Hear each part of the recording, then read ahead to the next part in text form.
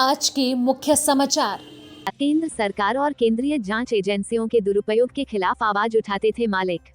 जासूसी Israeli spyware की सुनवाई शुक्रवार को करेगा सुप्रीम कोर्ट। मुंबई राष्ट्रवादी कांग्रेस पार्टी के अध्यक्ष शरद पवार ने यहां बुधवार को दावा किया कि महाराष्ट्र सरकार के मंत्री नवाब मलिक को इसलिए परेशान किया जा रहा है क्योंकि उन्होंने केंद्र सरकार और केंद्रीय जांच एजेंसियों के दुरुपयोग के खिलाफ आवाज बुलंद की है।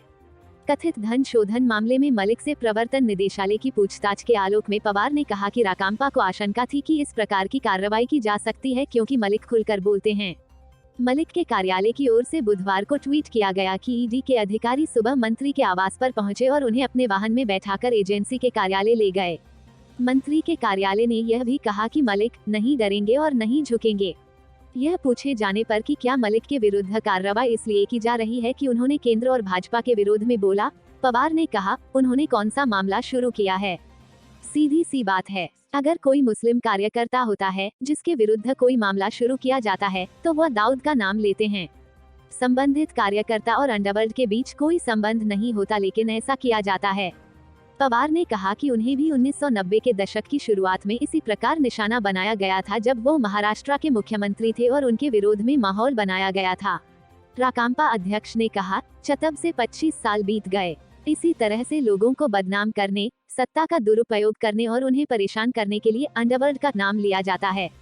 जो लोग केंद्र के विरुद्ध और जांच एजेंसियों के दुरुपयोग के बारे में बोलते हैं, उन्हें परेशान किया जाता है। राकांपा के 62 वर्षीय नेता मलिक यहां बलाड एस्टेट इलाके में स्थित ईडी कार्यालय में सुबह 8 बजे पहुंचे और एजेंसी धन शोधन निवारण अधिनियम PMLA के तहत उनका बयान दर्ज कर रही है। बताया जा रहा है कि एजेंसी संपत्तियों की खरीद फरोख्त से मलिक के कथित रिश्तों की जांच कर रही है, इसलिए उनसे पूछताछ की जा रही है।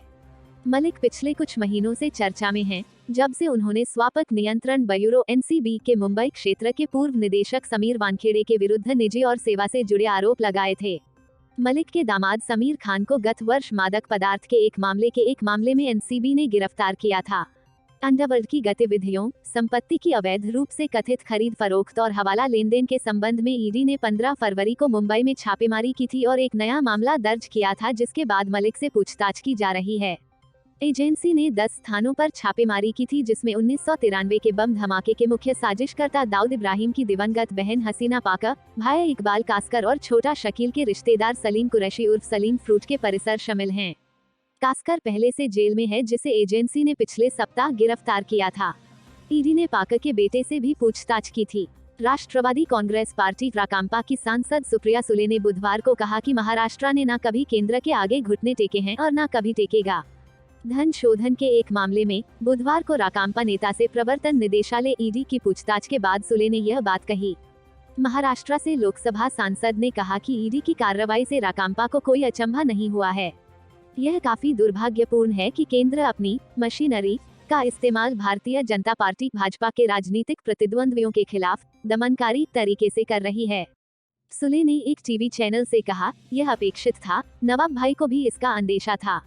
उन्होंने पहले एक बार भी किया था कि अगर ईडी उनके घर आई तो वो उनके लिए चाय और बिस्कुट तैयार रखेंगे। क्या उन्होंने मलिक को कोई नोटिस जारी किया था? उन्हें करना चाहिए था। वहां मलिक के घर से निकलने से पहले उनको नाश्ता भी मिल जाता, लेकिन उन्होंने नोटिस जारी ही नहीं किया। राकांपा प्रमुख शरद पवार की बेटी सुले ने दावा किया कि ईडी का नोटिस केवल विपक्षी दलों के नेताओं को जारी किया जाता है।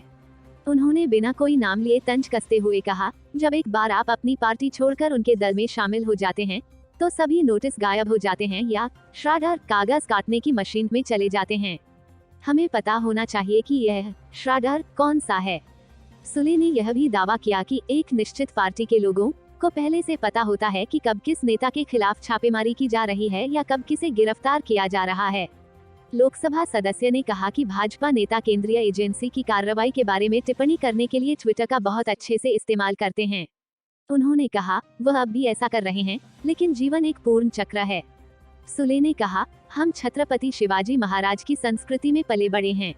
महाराष्ट्र ने ना कभी केंद्र और दिल्ली के आगे घुटने टेके हैं और ना कभी टेकेगा। गौरतलब है कि प्रवर्तन निदेशालय ईडी मुंबई अंडरवर्ल्ड भगौड़े डॉन दाऊद इब्राहिम और उसके साथियों की गतिविधियों से जुड़े धन शोधन के एक मामले में बुधवार को महाराष्ट्र के मंत्री नवाब मलिक से पूछताछ कर रही है। अंडरवर्ल्ड की गतिविधियों, संपत्ति की अवैध रूप से कथित खरीद फरोख्त और हवाला लेन देन के संबंध में ईडी ने 15 फरवरी को मुंबई में छापेमारी की थी और एक नया मामला दर्ज किया था, जिसके बाद मलिक से पूछताछ की जा रही है। उच्चतम न्यायालय भारत में कुछ लोगों की जासूसी के लिए इजरायली स्पाईवेयर के कथित इस्तेमाल को लेकर दायर याचिकाओं पर बुधवार के बजाय शुक्रवार को सुनवाई के लिए राजी हो गया। न्यायालय ने केंद्र की ओर से पेश सॉलिसिटर जनरल की उन दलीलों को स्वीकार किया कि वो अन्य अदालत में धन शोधन के एक मामले की जिरह में व्यस्त होंगे। उच्चतम न्यायालय की वेबसाइट पर अपलोड सूची के अनुसार प्रधान न्यायाधीश एन.वी. रमन की अध्यक्षता वाली पीठ को पिछले साल 27 अक्टूबर के बाद पहली बार पेगासस मुद्दे पर याचिकाओं पर बुधवार को सुनवाई करनी थी। पिछले साल अक्टूबर में उसने जासूसी के आरोपों की जांच के लिए साइबर विशेषज्ञों की 3 सदस्यीय समिति गठित करने का आदेश दिया था। पीठ में न्यायमूर्ति ए.एस. बोपन्ना और न्यायमूर्ति हिमा कोहली शामिल हैं। सॉलिसिटर जनरल तुषार मेहता ने पीठ से अनुरोध किया कि याचिकाओं पर सुनवाई बुधवार के बजाय शुक्रवार 25 फरवरी को की जाए, क्योंकि वह एक अन्य पीठ के समक्ष जिरह करेंगे। उन्होंने कहा, पेगासस मामले आपके सामने आ रहे हैं। मैं पीएमएलए धन शोधन रोकथाम कानून के 3 मामलों में अदालत के समक्ष सुनवाई का हिस्सा हूँ।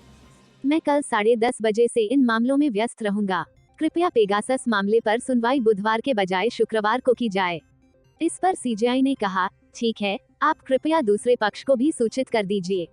विधि अधिकारी ने कहा कि वह जनहित याचिकाएं दायर करने वाले दूसरे पक्ष के वकील को सूचित कर देंगे। वेबसाइट के अनुसार एक विशेष पीठ ने एडिटर्स गिल्ड ऑफ इंडिया और वरिष्ठ पत्रकार एन. राम तथा शशि कुमार की याचिकाओं समेत 12 जनहित याचिकाओं को 23 फरवरी को सुनवाई के लिए सूचीबद्ध किया था तथा इसमें उच्चतम न्यायालय द्वारा गठित समिति की रिपोर्ट पर जिरह होने की संभावना है।